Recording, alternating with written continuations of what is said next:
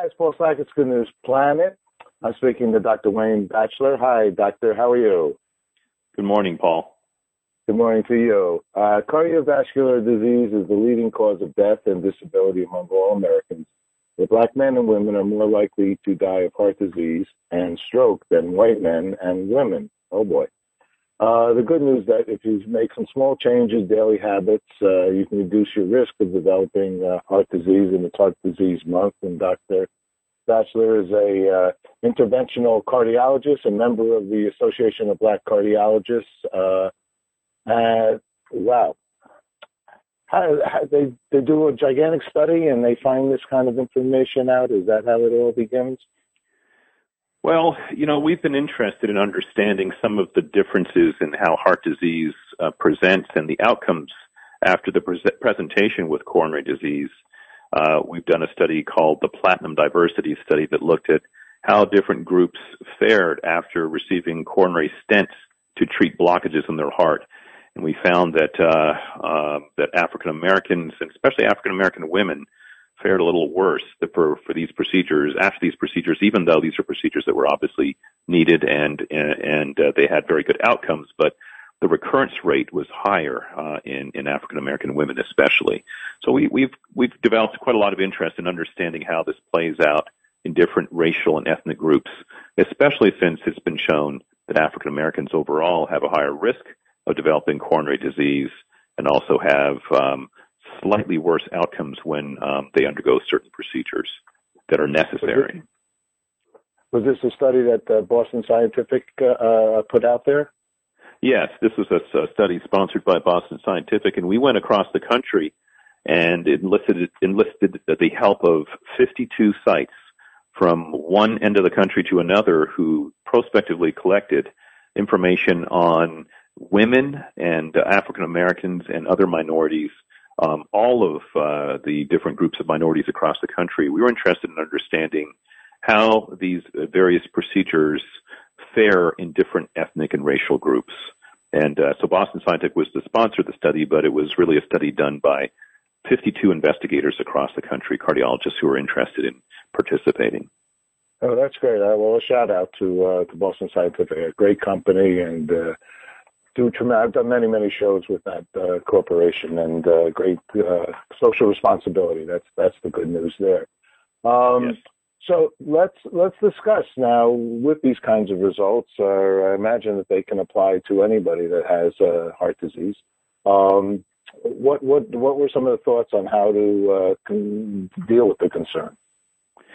Well, the first thing is just a heightened awareness with how heart disease presents and what the risk factors are and what individuals and patients can do to address their own particular risk of heart disease. I think, we have to start back to, go back to first principles. It's really important that when you go in and see your doctor, you ask the question, what are my heart disease risk factors? How might I be able to change them? And what is my overall risk of developing heart disease?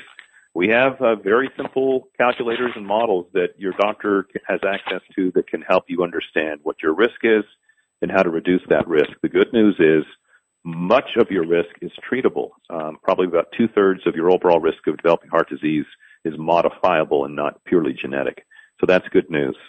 Now, as a society, we physicians, other investigators, industry, government agencies, and others are responsible for making sure that we get as much research and information on how to apply our therapies best in the right patients. And that's a whole other discussion that relates to, for example, the Platinum Diversity Study that we're talking about. We've got to do a better job of making sure that all groups across the United States are represented in these trials. Right now, we tend to have underrepresentation of minorities and women in heart disease trials. We've got to do a better job of making sure that they're represented so that we know that the therapies that come through the FDA are safe and efficacious in all groups.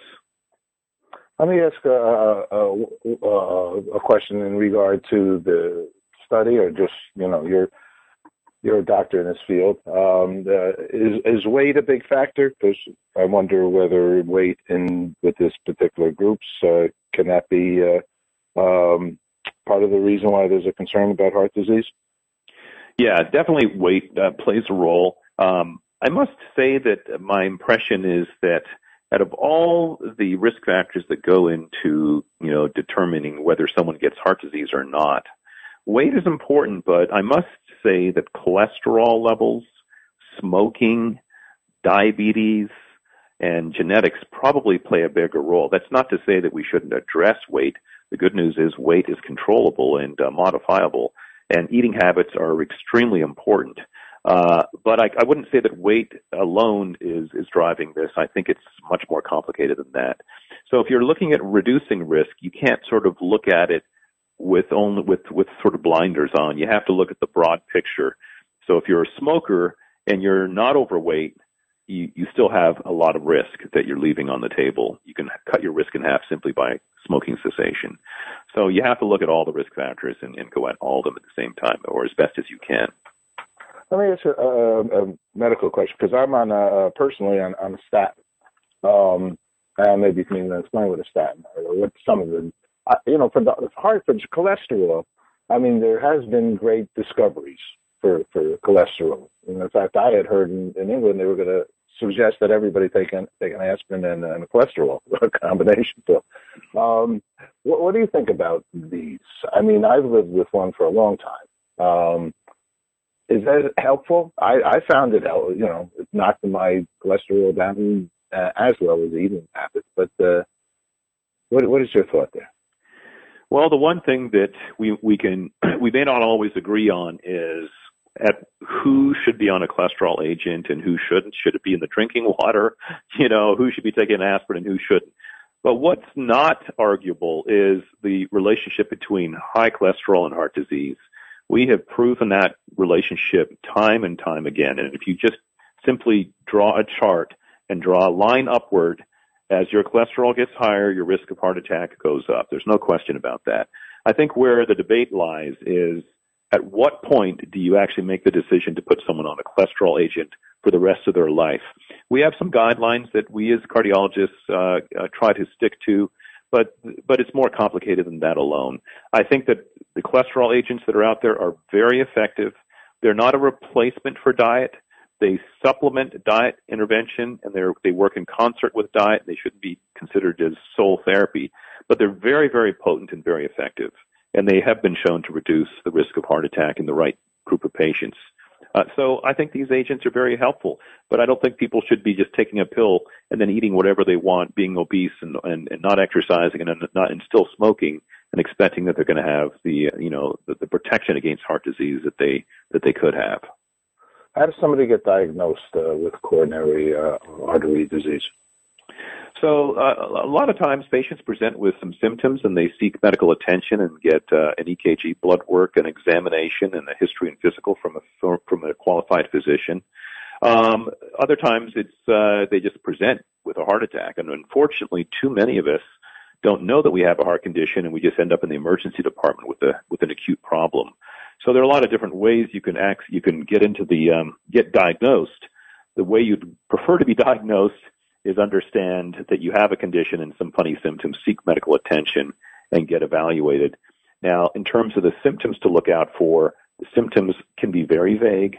It's not always just chest discomfort, and the chest discomfort is usually sort of more of a heaviness or a pressure in the chest, but it can be anywhere from the jaw down to above your belly button, in your shoulders, neck, arms, etc.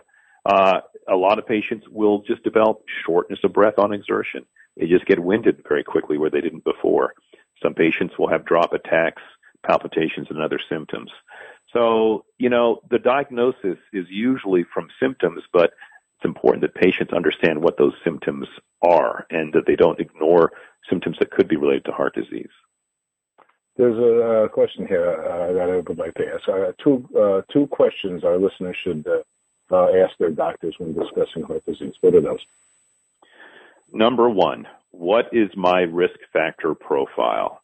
In other words, we can very simply calculate one's risk of developing a heart attack or having a heart attack over the next 10 years by simply inputting some key factors: age, gender, race, blood pressure, cholesterol, etc. And that's a simple question you can ask your doctor. What is my risk of developing heart disease in the next 10 years? And they can even say it's low, moderate, or high, or they can give you an actual percentage if you want it. That's number one. Number two, what can I do to lower my risk? And that's where you can speak to your doctor about ways in which you can change your lifestyle and reduce your risk, even without taking medications or without having major procedures. And if your listeners want a little bit more information about heart disease in general, related to diet, prevention, treatment options, I would point them to the hearthealthybeats.com website. It's a website. It's sponsored by Boston Scientific, and there are a lot of other websites out there, American Heart Association, Association of Black Cardiologists. But the hearthealthybeats.com is a very nice resource. It's easy to follow and simple, and that your patients, your listeners can access if they're interested. Thank you very much. Let me ask you one last quick question. We ask many people, what does peace mean to them? We're involved with the peace movement in the United Nations. What does peace mean to you, Dr. Bachelor? There are so many common threads that unite us as a human race, and peace to me is emphasizing those common threads, of which there are many. Heart disease is just one of them. Heart disease affects us all. Everyone across the world is subject to a risk of heart disease. It's the number one killer across the world. And I think if we spent more time focusing on the common threads within humanity, between different groups, rather than the things that divide us, we'd have a lot more peace. And, fortunately or unfortunately, heart disease is one of those things. It's an equal opportunity disease. It affects us all, and as a society, we've got to really put more emphasis on prevention and treatment. Okay, health to you, my friend. Thank you very much for taking this time with us. All right, I appreciate it. Thanks. All righty, we do too. Bye-bye.